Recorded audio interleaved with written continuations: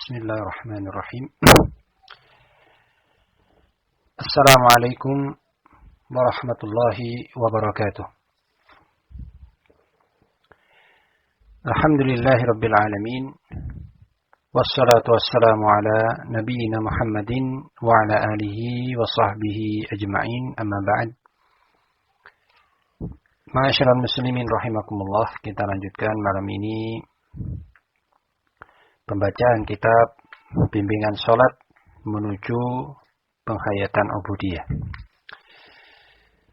Kita sampai pada halaman ke-6, yaitu membuka ubudiyah sholat.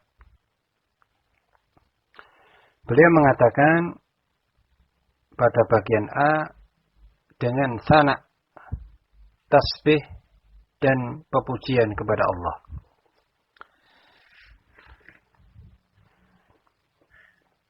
Tenangkan diri Anda sejenak. Sesaat setelah Anda agungkan asma Allah dalam takbiratul ihram. Kemudian lanjutkan dengan mengagungkan kembali asmanya seiring dengan tasbih, tahmid, tamjid dan pernyataan tauhid. Dialah yang maha suci, maha terpuji, maha pemberi berkah dengan asmanya, maha luhur dalam keagungannya, tiada sesembahan yang hak selain dia.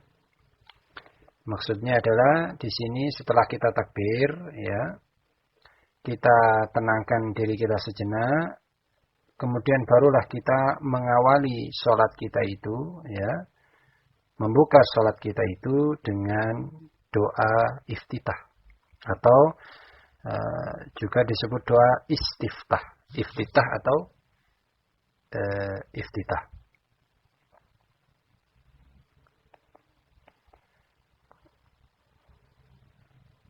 Beliau lanjutkan, di antara iftitah Rasulullah adalah Subhanakallahumma wa bihamdika tabarakasmuka wa ta'ala jadduka wa la ilaha ghairuka.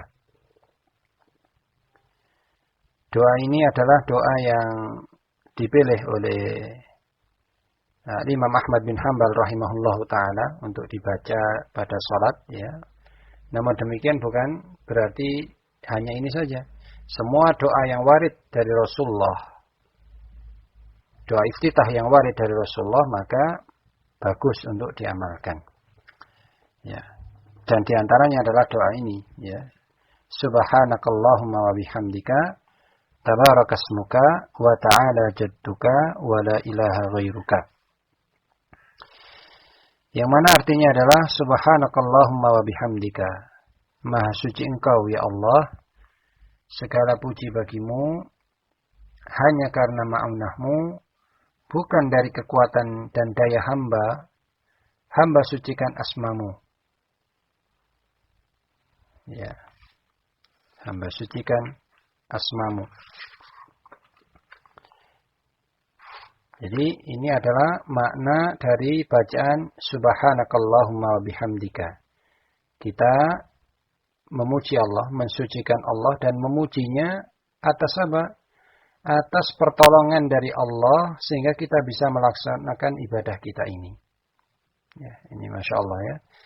Jadi kita mengawali sholat itu dengan doa iftitah ini, yaitu diantaranya Subhanakallahumma bihamdika, maha suci engkau ya Allah, segala puji bagimu, hanya karena ma'unahmu, yaitu pertolonganmu, bukan dari kekuatan dan daya hamba sucikan asmamu.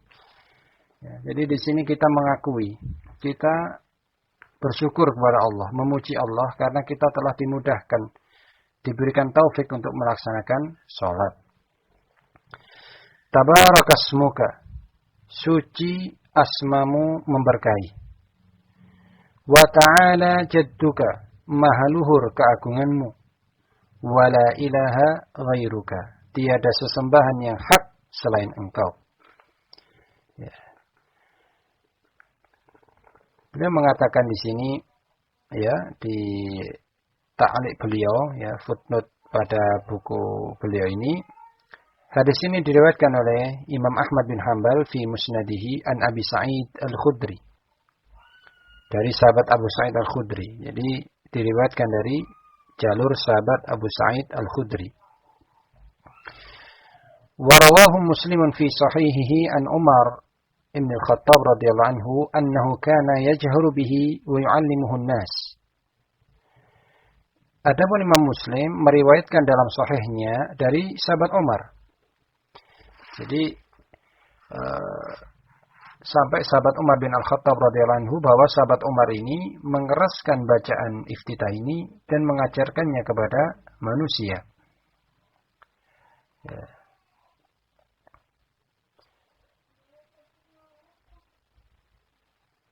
Itu doa subhanakallahumma wa bihamdika tabarakasmuka wa ta'ala jadduka wa la ilaha ghairuka.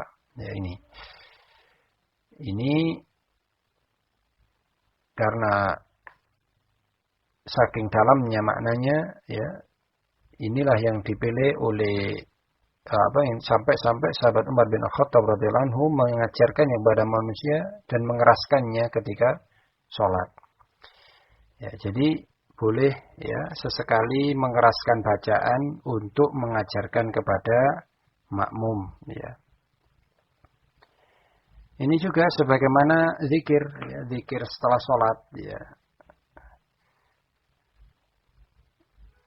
Pada dasarnya zikir ini, ya, yang dipilih oleh Imam Syafi'i rahimahullah ta'ala adalah lirih, ya. Lirih, melirihkan bacaan zikir setelah sholat. Tetapi jika dia menjadi seorang imam, maka boleh dia mengeraskannya untuk mengajarkan pada makmum hingga makmum diri sudah mampu, ya, sudah bisa membaca zikir sendiri, maka kemudian baru melirihkan kembali bacaan zikir tersebut. Jadi ketika ada hajat untuk mengajarkan, boleh dikeraskan.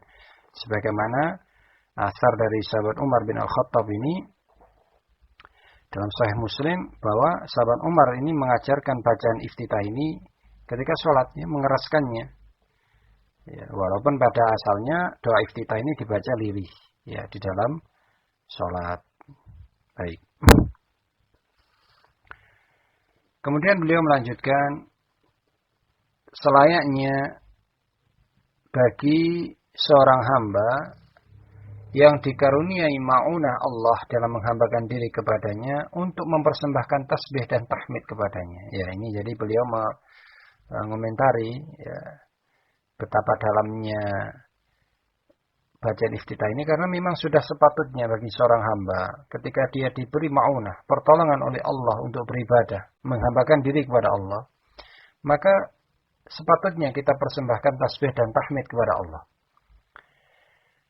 Qala Nabi sallallahu alaihi wasallam, ahabbul kalami ila Allah an yaqula al-'abdu subhanakallahumma wa bihamdik. Rawahu Ibnu Mandah fi Tauhid wa qala al-Albani wa sanaduhu sahih. Rasulullah bersabda, ucapan yang paling disukai oleh Allah dari seorang hamba adalah subhanakallahumma wa bihamdik. Diriwayatkan oleh Ibnu Mandah dalam kitab At-Tauhid, dan Syekh Al-Albani mengatakan syaratnya sahih. Ya. Jadi ini bacaan yang dicintai oleh Allah, ini subhanakallahumma wa bihamdika. Ini juga menjadi alasan Imam Ahmad bin Hanbal memilih bacaan iftitah ini, ya. Karena di dalamnya terkandung kalimat-kalimat bacaan-bacaan yang dicintai oleh Allah Subhanahu wa taala. Ya, ini subhanakallahumma wa bihamdika. Ini zikir atau ucapan yang dicintai oleh Allah Subhanahu wa taala. Dan ini terkandung pada bacaan iftitah ini.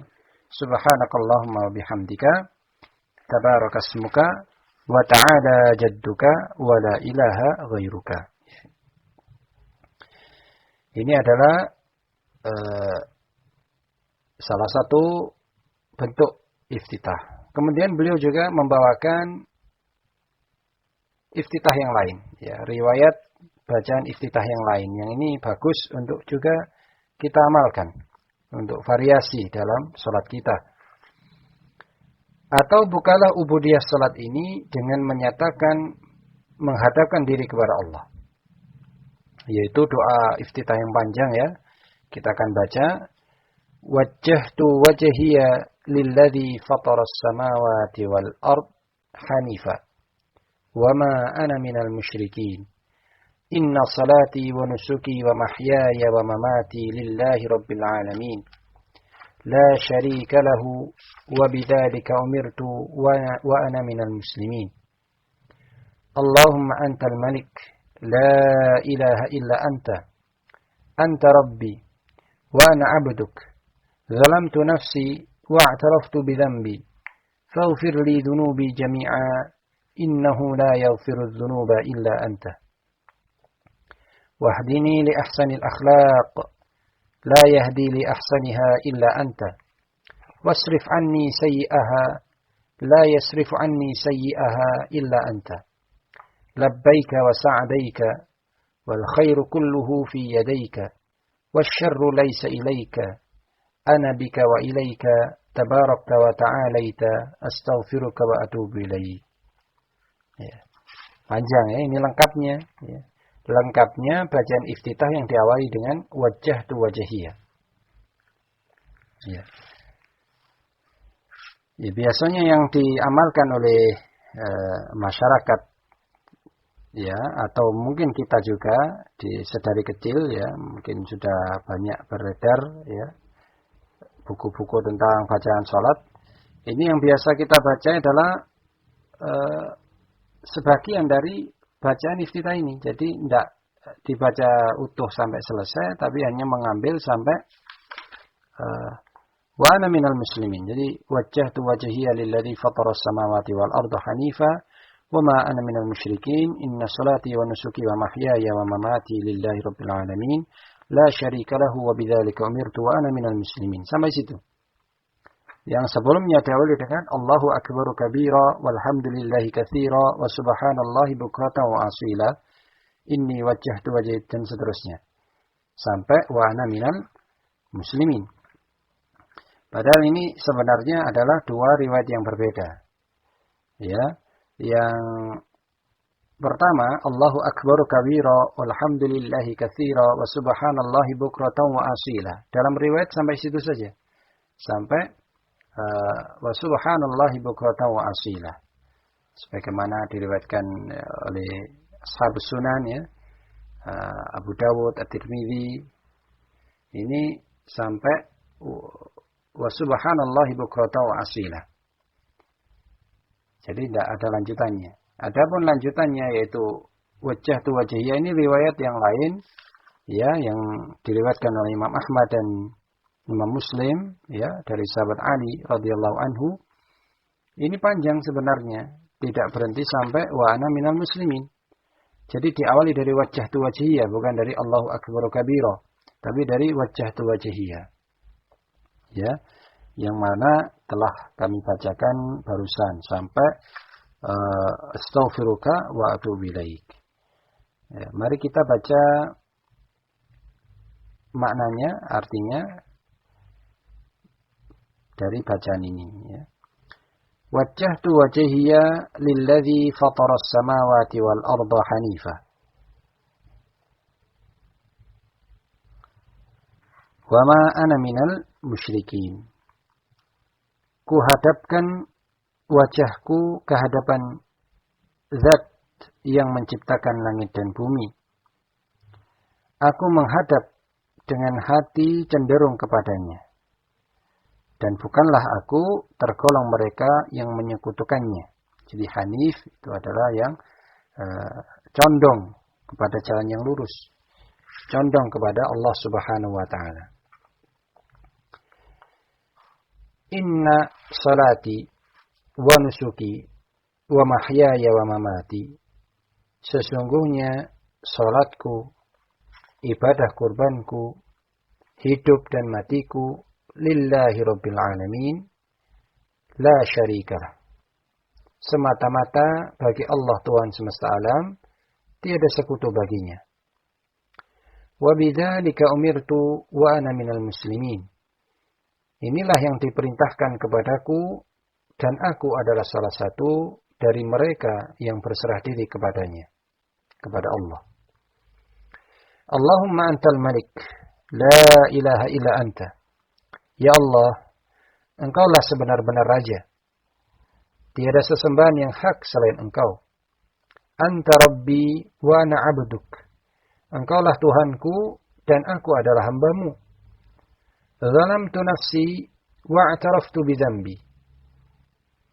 Aku telah berbuat aniaya terhadap diriku dan aku akui dosaku. Faghfir li dzunubi jami'a. Innahu la yaghfiru dzunuba illa anta. Maka semoga engkau berkenan mengampuni seluruh dosa-dosaku. Tiada pengampun dosa selain engkau. Wahdini li ahsanil akhlaq. Dan semoga engkau berkenan menunjukiku sebaik-baik akhlak. La yahdi li ahsaniha illa anta. Tiada penunjuk ke akhlak yang baik selain engkau. Wasrif anni sayyi'aha. La yasrif anni sayyi'aha illa anta. Dan semoga engkau berkenan menjauhkan dariku akhlak yang buruk. Tiada yang dapat menjauhkannya dariku selain engkau. Labbaika wa sa'adaika. Ku sambut panggilanmu. Labbaika wa sa'adaika wal khairu kulluhu fi yadaik. Ku sambut panggilanmu dan atas pertolonganmu aku datang menghadap. Segala kebaikan adalah di kedua tanganmu. Wasyarru laisa ilaika. Dan segala yang jahat tidaklah dipersembahkan kepadamu.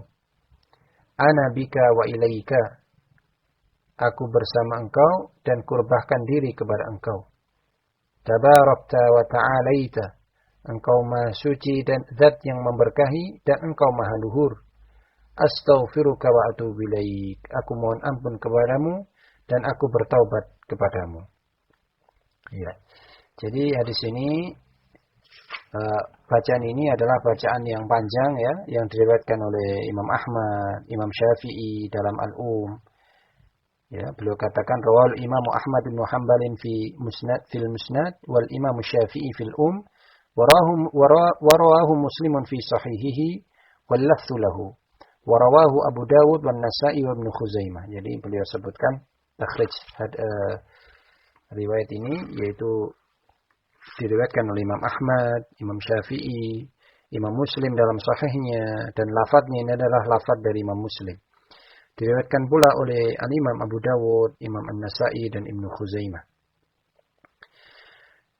Dan bacaan ini ya dalam Sahih Muslim, wa fi riwayatin lahu, ya dalam riwayat Imam Muslim, ini disebutkan adalah dibaca ketika salat malam. Ya. Ya, bacaan iftitah ini diriwayatkan berkenaan dengan bacaan ketika sholat malam. Tetapi ini juga bisa kita baca di sholat yang lain, ya, sholat sunnah yang lain atau sholat fardu. Ya, baik.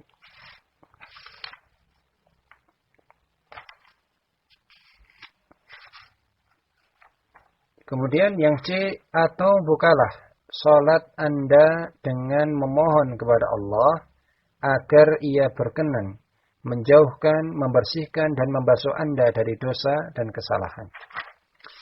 Ini beliau bawakan lafaz yang ketiga, ya, bentuk iftitah yang ketiga yang diriwayatkan dari Rasulullah sallallahu alaihi wasallam, yaitu Allahumma ba'id baini wa baina khotoyaya kama ba'adta bainal masyriqi wal maghrib. Allahumma naqqini min khotoyaya kama yunaqqa ath-thawbul abyadu min ad-danas. Allahumma agsilni min khotoyaya bil ma'i wal thalji wal barad. Ya, ini doa yang juga pendek, ya, yang saya anjurkan bagi para jamaah sekalian untuk menghafalkannya. Ya.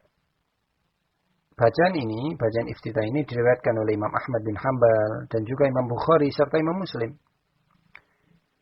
Beliau memberi keterangan, ya, takhrij dari riwayat ini adalah rawahul Imam Ahmad bin Hanbalin fil Musnad wa Syaikhani ay al-Bukhari wa Muslimun fi sahihaihima wan Nasa'i. Jadi hadis ini atau bacaan ini diriwayatkan oleh Imam Ahmad bin Hanbal dalam Al-Musnad dan juga Asy-Syaikhan yaitu Imam Bukhari dan Imam Muslim dalam kitab sahih keduanya, dan juga diriwayatkan oleh Al-Imam An-Nasa'i. Ya, bacaan yang mungkin juga masyhur juga ya, masyhur di kalangan masyarakat. Allahumma ba'id baini wa baina khataayaya kama ba'adta bainal masyriqi wal maghrib. Ya Allah, semoga Engkau berkenan menjauhkan antara diriku dan kesalahan-kesalahanku sebagaimana Engkau jauhkan antara timur dan barat. Allahumma naqqini min khataayaya kama yunaqqa ath-thawbul abyadu minad danas. Ya Allah, semoga Engkau berkenan membersihkan diriku dari kesalahan-kesalahanku sebagaimana kain putih yang dibersihkan dari kotoran. Allahumma usilni min khataayaya bil ma'i wath thalji wal barad. Ya Allah, semoga Engkau berkenan membasuh diriku dari kesalahan-kesalahanku dengan air, salju, dan embun. Jadi bacaan ini kita memohon kepada Allah sebagaimana ditekankan oleh Ustadzuna dalam judul pasal ini, agar Allah berkenan menjauhkan kita, membersihkan diri kita, dan membasuh diri kita dari segala dosa dan kesalahan. Sungguh kita butuh, ya, kita sangat butuh sekali dengan doa ini. Butuh Allah mengabulkan doa kita ini yang terkandung di dalam iftitah yang diajarkan oleh baginda Rasulullah Shallallahu Alaihi Wasallam ini. Jadi kandungannya ini kita memang sangat butuhkan agar Allah mengabulkannya, yaitu meminta agar Allah menjauhkan kita, membersihkan kita, membasuh kita dari segala dosa. Karena sungguh betapa banyak kita telah melakukan dosa, baik yang disengaja, yang kita sadari maupun yang tidak kita sadari. Ya. Maka kita ketika mengawali sholat, kita benar-benar menghadapkan diri kepada Allah, mengawali sholat kita dengan memohon agar Allah membersihkan diri kita ini dari segala dosa-dosa, agar kita mendapatkan ridha dari Allah Subhanahu Wa Taala, diselamatkan dari azabnya, dan dimasukkan ke dalam rahmatnya di surganya Allah Subhanahu Wa Taala. Ya. Kemudian beliau menambahkan yang D, atau doa-doa istiftah yang lain yang terdapat dalam sunnah Rasulullah Sallallahu Alaihi Wasallam. Ya, jadi beliau juga menjelaskan, menyampaikan bahwa boleh juga, bagus juga apabila kita membaca doa iftitah atau istiftah yang lain, asalkan ada contohnya, ada tuntunannya, ada riwayatnya dari baginda Rasulullah Sallallahu Alaihi Wasallam. Ya. Dan yang ditulis oleh Ustadzuna di sini adalah 3 dari sekian bentuk bacaan iftitah. Kita bisa hafal 3 ini, ya. Ini sudah bagus, ya, bisa kita variasi dalam sholat kita hayati betul maknanya, kita betul-betul mohonkan isi dari doa iftitah yang kita baca ini. Baik.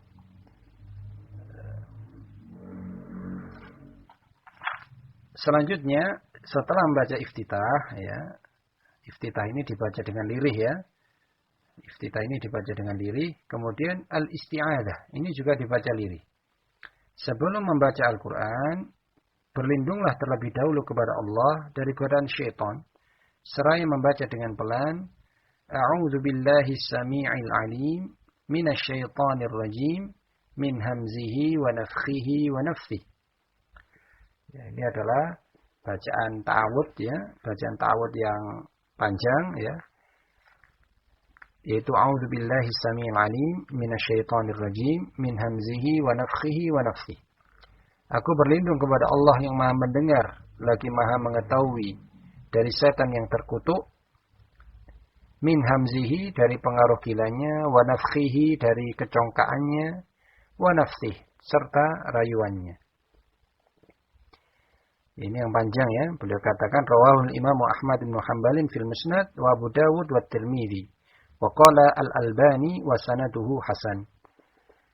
Bacaan ini diriwayatkan oleh Imam Ahmad bin Hanbal dalam Al-Musnad dan juga diriwayatkan oleh Al-Imam Abu Dawud dan Imam At-Tirmidzi. Al-Imam Syekh Al-Albani mengatakan sanadnya hasan, ya, sanadnya hasan. Ini adalah bacaan ta'awudz yang ditulis oleh beliau. Memakai bacaan ta'awudz yang lain juga bisa, yaitu yang sebagaimana kita baca selama ini, yaitu a'udzubillahi minasyaitonirrajim. Jadi sunnah bagi kita untuk membaca ta'awudz setelah membaca iftitah sebelum mengawali membaca Al-Fatihah, ya. Dan ini ada khilaf di kalangan ulama apakah wajib atau sunnah, ya. Mayoritas mengatakan sunnah berdasarkan firman Allah Subhanahu wa taala, "Wa idza qara'tal Qur'an fasta'idzillahi minasyaitonir rajim." Apabila engkau hendak membaca Al-Qur'an, maka berlindunglah kepada Allah dari syaitan yang terkutuk, ya. Nah, di sini dibahas oleh para fuqaha, apabila seseorang lupa membaca ta'awudz di rakaat yang pertama, maka dia nanti membacanya di rakaat yang kedua. Tapi kalau di rakaat pertama sudah membaca ta'awudz, rakaat berikutnya tidak perlu membaca ta'awudz. Ya, jadi ta'awudz ini cukup sekali saja di rakaat yang pertama sebelum membaca Al-Fatihah. Ya. Ini yang bisa saya bacakan pada pertemuan malam ini. Ya.